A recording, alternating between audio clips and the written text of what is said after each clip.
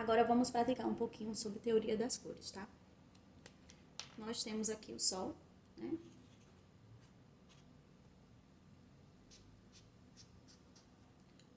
E o Sol emite uma grande quantidade de energia, com diferentes comprimentos de ondas. Então, temos ondas que são mais largas. As ondas ultravioletas não são filtradas pelos nossos olhos. A gente consegue enxergar uma fração muito pequena, um espaço muito pequeno dessas ondas eletromagnéticas, né?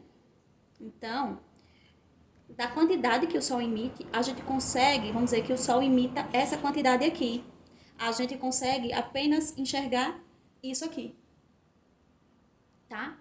Aí, isso aqui vai ser, tá? Uma fração de algumas frequências de ondas que eu vou desenhar aqui para vocês, que isso se transforma numa cor. Então, a gente vai ter aqui ondas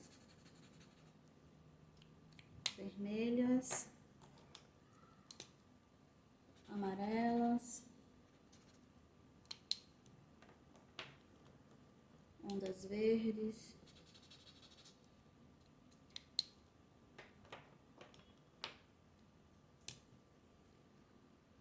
azul, violetas. Essa sequência, né, que a gente entende como as cores do arco-íris são mais do que essa, né? Tá faltando aqui, ó, entre o vermelho, o amarelo, o laranja, entre o verde e o azul, o ciano. E entre o azul e o violeta, a gente tem o magenta. Deixa eu botar aqui uma referência. Aqui a gente teria o magenta. A gente aqui teria o ciano, tá? E a gente aqui teria o laranja, tá? Nós sabemos que Isaac Newton descobriu isso aqui através de um prisma, né? Onde bateu a luz do sol dentro desse prisma e esse prisma refletiu do outro lado da parede, né? Essa sequência aqui. Então, ele viu que isso aqui nada mais é que a soma de todas as cores que se transformam num branco. Então, quando a luz branca bateu no prisma, refletiu todas essas cores aqui. E ao contrário também, todas essas cores aqui, quando entrou no prisma, quando volta na cor branca. Então, a soma de todas essas cores aqui forma a cor branca. É importante eu falar aqui que não é que essas cores existam. Essas cores aqui é o que os nossos olhos conseguem ver, né? Por exemplo, o gato, ele vê cores distintas, né? Cores diferentes da gente. Então, essas são as cores que a gente, né, nós humanos, conseguimos enxergar. Porque, na verdade, a formação dessas cores é construída onde? Dentro dos nossos olhos, né? É os nossos olhos que fabricam as cores. Então, como é que isso acontece? Nós temos o nosso olho, tá?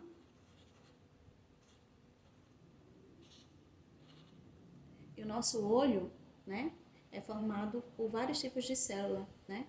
E o que envolve, para a gente conseguir ver o objeto, ver a cor, são dois tipos de células, que são chamadas de cones e bastonetes, né? Eu vou desenhar aqui, não é a representação real, tá? Só uma reflexão, tá? Então, a gente tem aqui os cones e os bastonetes, tá? Vou escrever aqui, cones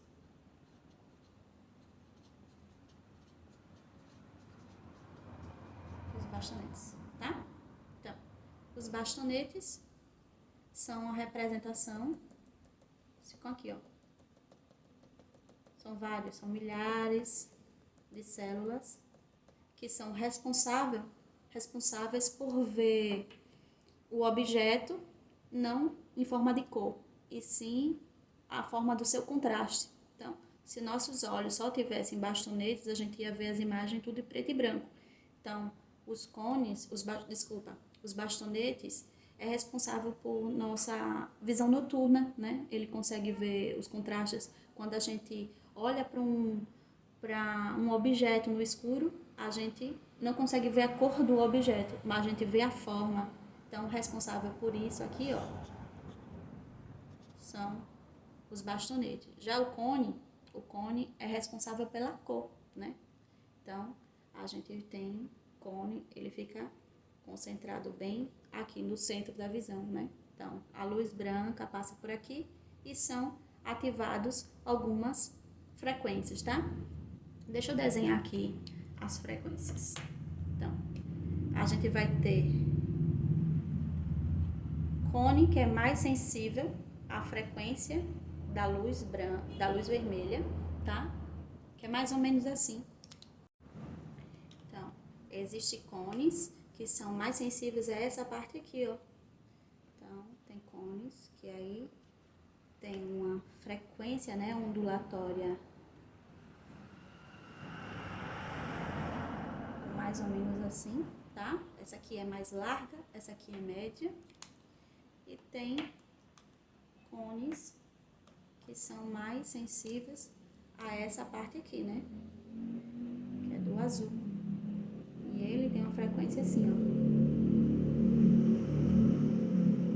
Que são ondas muito mais rápidas, tá? Então, ondas largas, ondas médias e ondas curtas. Então, nossos olhos são sensíveis a estas três frequências, né? São mais sensíveis a essas três frequências. Do vermelho, do azul e do verde. Isso aqui também representa nosso sistema RGB, né? Que é o sistema da cor-luz. R de red, vermelho, G de green, verde e B de blue, azul, né? Então, o que é que acontece? Quando a gente sabe a cor do objeto, nosso cérebro manda, né? Nossos olhos mandam informação para o nosso cérebro dizendo de que cor é aquele objeto. Então, digamos que a gente tenha um objeto verde, né? Então, essa imagem vai entrar nos nossos olhos e um desses três cones serão ativados. Então, para esse objeto ser verde, o cone que é ativado vai ser o cone verde. Então, manda lá a informação para o nosso cérebro que a gente está vendo verde. Então, automaticamente, quando ativa o verde, essas duas frequências aqui, né? Essas duas frequências aqui são desativadas. Apenas é ativado a cor verde. E aí, para a gente enxergar um objeto que seja nessa frequência de ondas aqui, uma frequência amarela, tá? O que é que acontece? Não existe nenhuma célula que represente essa frequência de ondas aqui nos nossos olhos. Mas nossos olhos sabem, né, que essa frequência está entre o vermelho e o verde. Está exatamente aqui, ó. Entre o vermelho e o verde. Então, deixa eu botar aqui a representação. Então, o que ele vai fazer? Ele vai entrar no cone e vai ativar que cone? O cone vermelho e o cone verde. Então, quando ele ativar esses dois, vai dizer, opa, então é uma frequência de onda amarela. Então, vai representar aqui para o nosso cérebro essa cor. Quando ativa o cone, que é mais sensível à faixa, né? A faixa ondulatória de vermelho e verde. Agora, é importante eu falar que para ele ver amarelo, o que é que acontece? Tá aqui o objeto amarelo, né? Para ele perceber que é amarelo, ele vai mandar umas frequências de verde. Deixa eu mudar aqui a cor. Ele vai mandar umas frequências de verde, tá? E ele vai mandar também umas frequências de vermelho. Isso tem que ser igual, né? Tem que ser 50% de verde e 50% de vermelho. Quando ele faz essa mensuração, aí ele diz, ah, essa cor é amarela. E aí, quando é ativado essa frequência ondulatória verde e essa frequência ondulatória azul, quando as duas são ativadas e essa aqui não é ativada, aí o cérebro interpreta como uma outra cor, o ciano. Então, ele vai ler ciano aqui no meio dessas duas frequências, tá? e quando o nosso cérebro interpreta, né, que entra dentro dos nossos olhos, essa frequência ondulatória e essa aqui é descartada, né, não entra nenhuma faixa dessa frequência aqui, aí só tem vermelho e azul, na verdade, o cérebro interpreta uma outra cor, que no caso seria uma cor chamada ciano, tá? Então, nosso cérebro, quando essas duas faixas aqui, ó, vermelho é ativado e azul é ativado, aí vem essa cor aqui, ciano.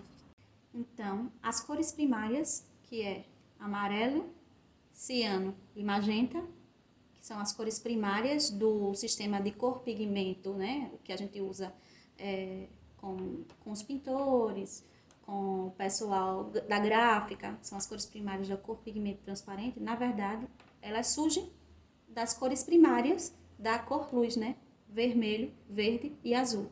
Então, a gente já tem aqui já dois sistemas que a gente já consegue começar a entender como é que nosso cérebro interpreta a cor e como nós, profissionais que trabalham com cores, podemos interpretar e transmitir isso para o nosso trabalho. Vou trazer essa informação para cá.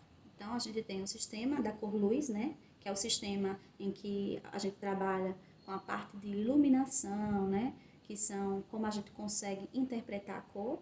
Então, a gente tem o sistema R, Red,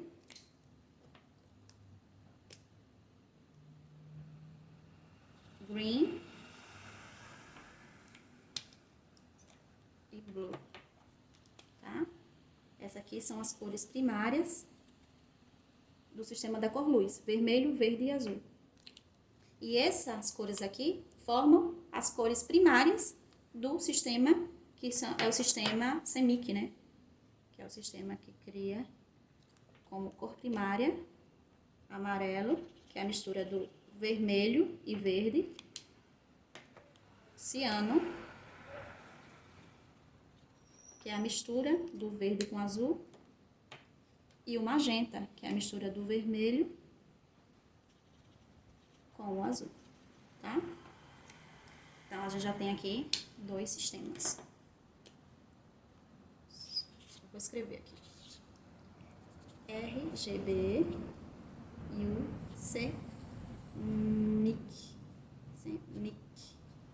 CMYK, porque é ciano, magenta, yellow e o K de preto. Então, quando essas três cores estão juntas, forma também o black de preto, tá? Ah, é importante observar também, se os três cones, né, tiverem ativados, né, o vermelho, o verde e o azul, na verdade a gente vai enxergar a cor branca. E se eles não tiverem nenhum dos três ativados, não tem luz, né? Não tem nenhuma ativação, então a gente vai enxergar preto. Na física funciona do seguinte modo. A gente tem aqui uma base e um objeto, né? Então, a luz entra, bate no objeto, algumas ondas são absorvidas, refratadas, né? Vão para outras direções, e outras luzes voltam para os nossos olhos, né? São refletidas. Para a gente ver um objeto aqui, vou desenhar aqui, ó, uma banana, tá? Muito bonito não, mas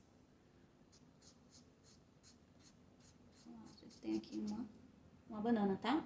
O que acontece? A luz do sol branca bate nesse objeto, tá? Então, para a gente conseguir enxergar que essa banana é amarela, o que acontece? Lembra que eu já expliquei aqui que para a gente enxergar a cor amarela, na verdade, é ativado o cone vermelho e o cone verde. Então,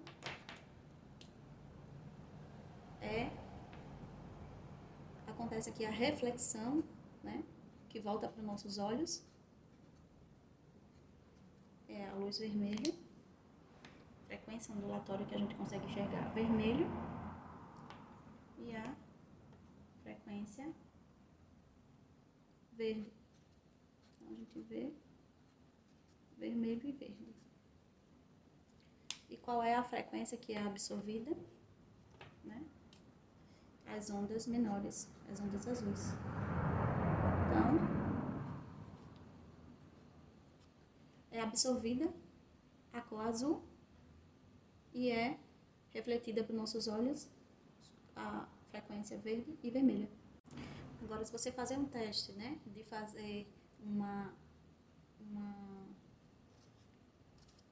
iluminação azul em direção a essa banana amarela, o que é que vai acontecer? Também vai ser refletido o azul, né? Então, vai neutralizar esses dois aqui. Isso vai acontecer o quê? A gente vai ver cinza, porque o cone não vai ser mais ativado. Vai ser ativado o quê? O bastonete. Vanessa, mas por que não ver preto? Porque preto é a ausência de luz, né? Então, se a gente está incidindo uma luz azul na banana, significa que há luz. Se há luz, então não tem como ser negro, negro é ausência. No caso aí, a gente vai ver o cinza, né? Que é o neutro. Mas uma coisa é cor luz, a outra coisa é cor pigmento, né? Digamos que exista uma pintura na cor ciano, tá? Então, a gente vem aqui, ó, vários pontinhos de ciano, tá? Porque a pintura, quando é vista microscopicamente, na verdade, a imagem é isso aqui, de pigmento é isso aqui. São vários pontinhos, tá? Então, a gente tem aqui, ó. E o que é o ciano, né?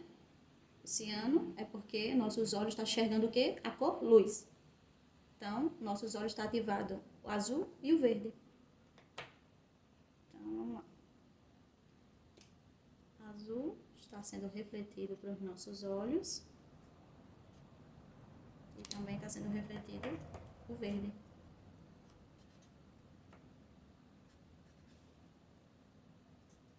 Tá? E o que está sendo absorvido? O vermelho.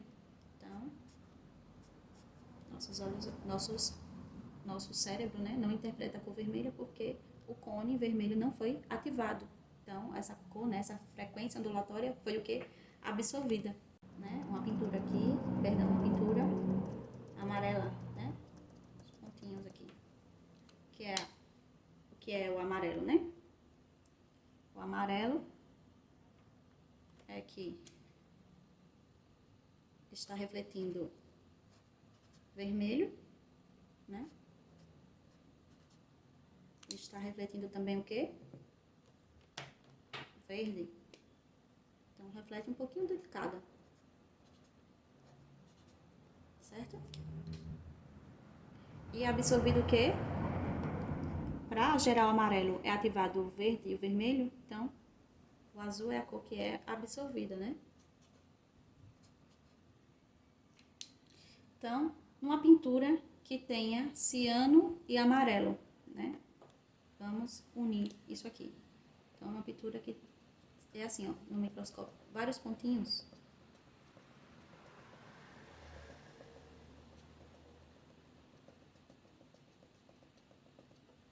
Então, nossos olhos vão enxergar que cor. Isso é fácil de entender assim, ó. Porque aqui é refletido vermelho e absorvido vermelho, então vai ser neutralizado, né? Aqui, ó, é refletido azul e absorvido azul, então vai ser neutralizado. O que sobrou refletindo apenas o verde. Então, quando na pintura tem ciano e amarelo, na verdade, a gente vê verde. É assim que funciona na pintura.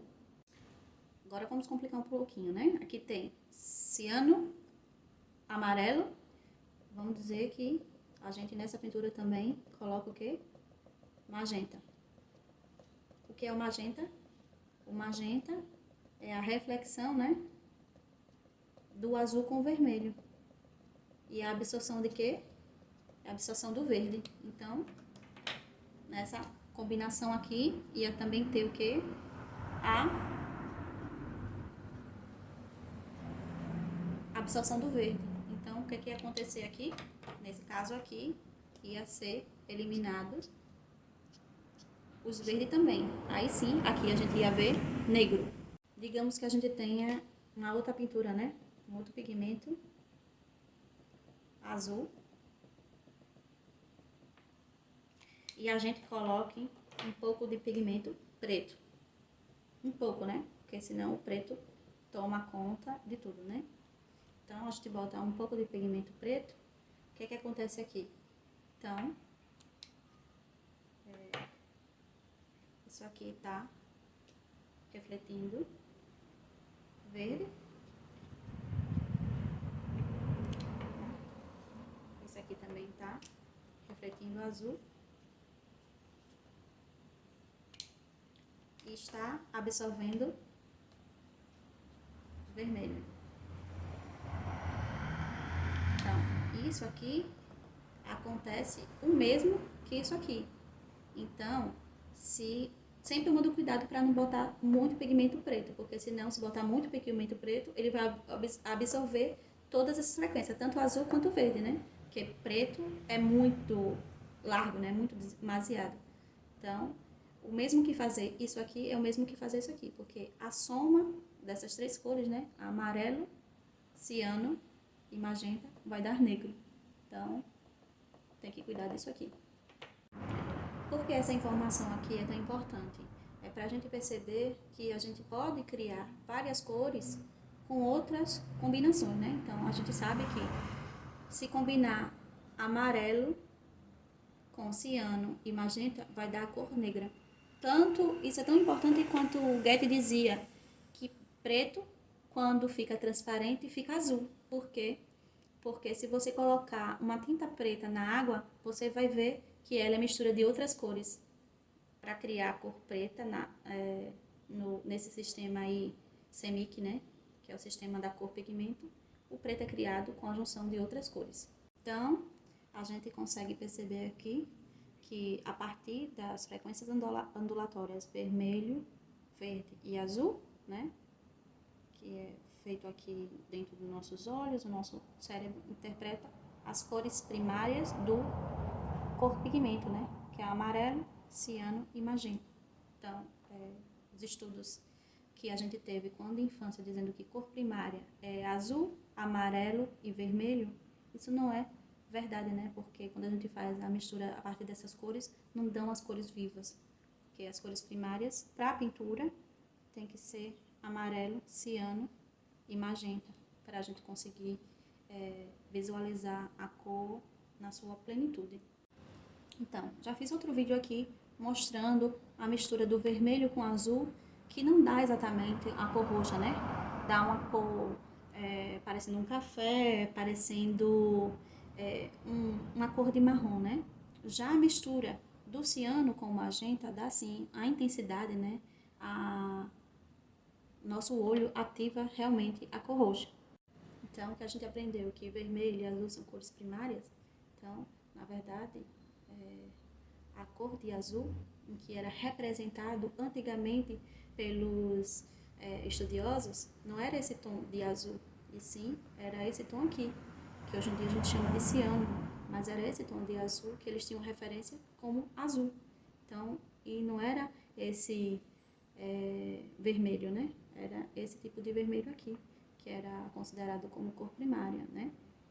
Então, o que dá intensidade, né? A cor pura, cor viva, é a mistura do magenta com o ciano. Para falar a verdade, esse vermelho aqui, né? Ele é uma cor secundária, quando a gente mistura o amarelo com o magenta, vai dar essa cor aqui de vermelho, né? No caso, nesse sistema, o vermelho vai ser uma cor secundária. E para formar esse tom de azul aqui, vai ser a mistura, né? Ele vai ser uma cor secundária, vai ser a mistura do magenta com o ciano. Aí, misturando os dois, vai dar essa cor aqui de azul.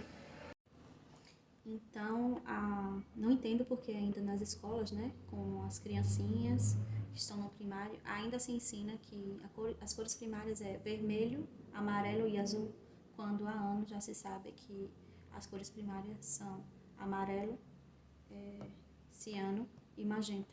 Então, espero que no futuro, né, as pessoas estudem colorimetria mais aprofundadamente, né, que tenham esse interesse de aprender sobre as cores.